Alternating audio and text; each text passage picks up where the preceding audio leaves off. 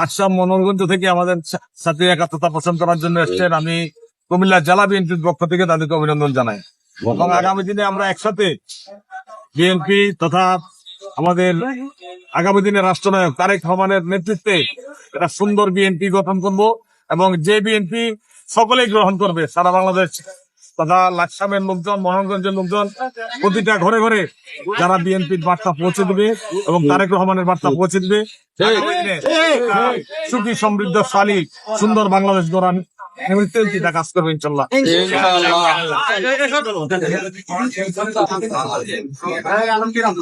আমার নাম মোহাম্মদ জাফর ইকবাল বাচ্চু। আমি ছাত্র দলের স্বপন রেজাল্ট কমিটির মধ্যে সেই ওয়াসিম ভাইয়ের সাথে সহসভাপতি ছিলাম। লাকসাম ছাত্র দলের সভাপতি, ছাত্র দলের সেক্রেটারি, মনোরগঞ্জের প্রতিষ্ঠাকালীন যুব দলের আহ্বায়ক ছিলাম, এখন মনোরগঞ্জের যুগ্ম আহ্বায়ক। আমি আপনাদের মাধ্যমে এটুকু বলতে চাই যে আজকে যেভাবে তারুণ্যের অহংকার তারেক রহমান কুমিল্লাকে ওয়াসিম ভাইয়ের মাধ্যমে যেভাবে জাগ্রত করেছে, আমরা আগামী দিনে কুমিল্লা দক্ষিণ 2001 সালের মতো আবারও আমরা ইনশাল্লাহ জাতীয় সংসদে প্রত্যেকটি আসন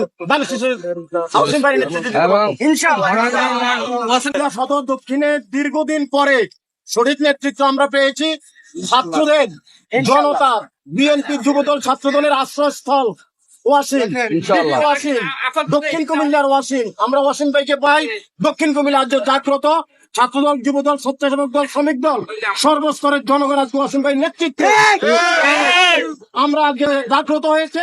আজকে তারুণ্যের যেটা অহংকার তারেক রহমানের নেতৃত্বে উনি যাকে চয়েস করছে, আমরা ওনাকে ধন্যবাদ জানাই যে বাংলাদেশ জাতীয়তাবাদী দল এই কুমিল্লা দক্ষিণে ওয়াসিম ভাইয়ের নেতৃত্বে, সুমন ভাইয়ের নেতৃত্বে একটি শক্তিশালী দুর্গ গঠে উঠবে।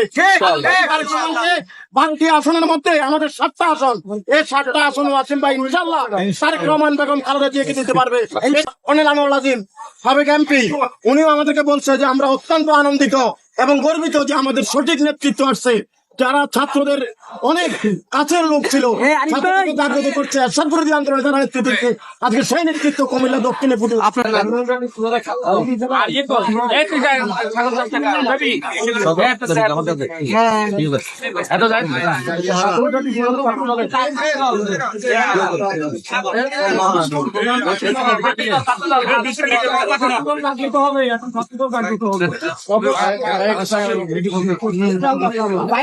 ভিডিও দুটোই উঠতেছে।